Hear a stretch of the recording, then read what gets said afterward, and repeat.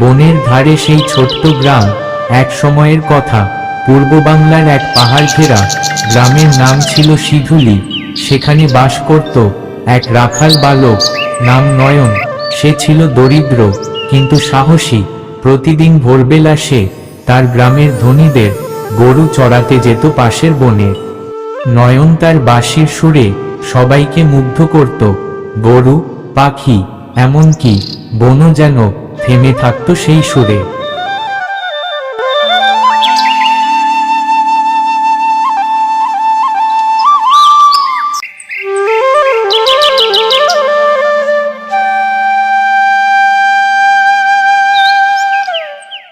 নয়ন, নয়ন দাদু ভাই, কি হয়েছে দাদু?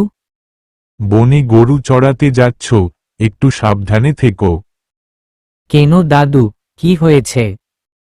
কাল রাতে শুনছিলাম এক সিংহ নাকি দেখা গেছে ওই পাহাড়ের গুহার কাছে। আরে দাদু, আমি তো রোজই যাই ওই পাহাড়ের গুহার কাছে, কিছুই তো দেখিনি কোনো দিন। যদি সিংহ থাকে তখন সিংহের সঙ্গে কথা বলে বুঝিয়ে বলবো। ওরে পাগল, সিংহকে কি কেউ কথা বলে থামাতে পারে?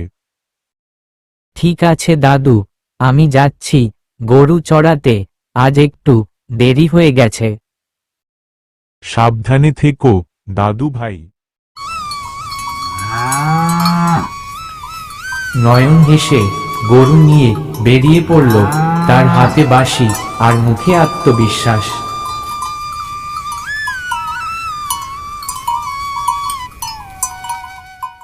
সেই দিন গরুগুলো চড়তে চড়তে পাহাড়ের দিকে চলে গেল। নয়ন হাঁটতে হাঁটতে গুহার সামনে এসে দাঁড়ালো। গুহার মুখে ছিল বড় বড় পাথর, আর ভিতরে যেন এক অদ্ভুত আওয়াজ। কিসের আওয়াজ আসছে?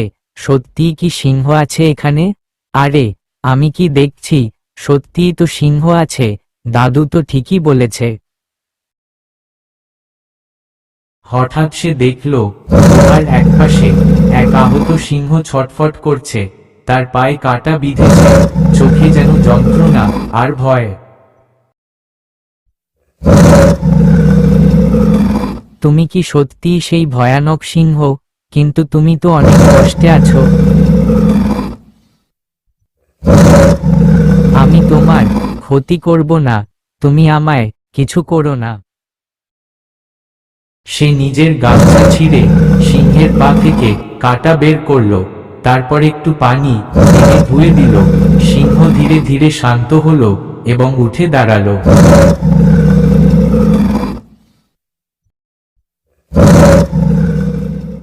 সেদিন থেকে নয়ন প্রতিদিন ওই গুহায় যেত, সিংহকে দুধ আর পানি দিত।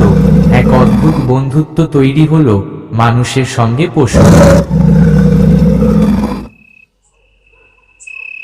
গ্রামে হঠাৎ ডাকাতের উপদ্রব শুরু হলো। এক রাতে সেই ডাকাতেরা গ্রামে হানা দিল। গ্রামের লোকেরা ডাকাতের ভয়ে জঙ্গলে পালিয়ে গেল। নয়ন তখন বাড়িতে একা। গ্রামে ডাকাত এসেছে, সবাই পালাও।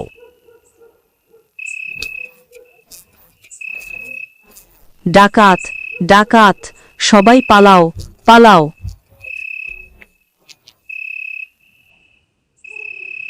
আরে, ডাকাত এসেছে, কি যে করি? কিভাবে ডাকাতের হাত থেকে রক্ষা করব ভাবতেই পারছি না। একটাই উপায় আছে, বন্ধুর কাছে যাই।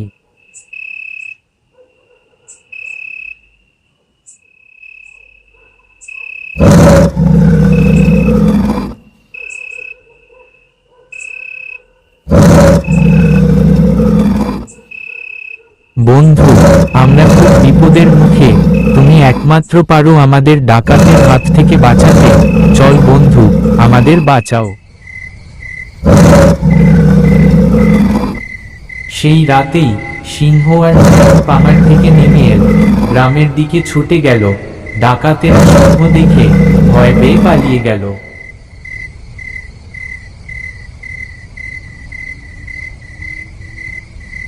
সিংহ আসছে মনে হচ্ছে। আরে সিংহ, পালাও, পালাও।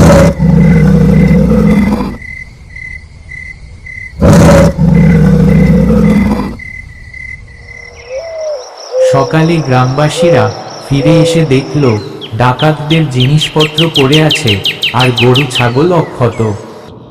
আচ্ছা, কে রক্ষা করলো আমাদের? সিংহ, আমার বন্ধু। কি বলছো নয়ন? সিংহ কি কখনো মানুষের বন্ধু হতে পারে? হ্যাঁ, সত্যিই আমাদের ডাকাতের হাত থেকে রক্ষা করেছে আমার বন্ধু সিংহ। গ্রামবাসীরা প্রথমে ভয় পেলেও পরে নয়নের সাহস আর সিংহের প্রতি মমতা দেখে মুগ্ধ হল।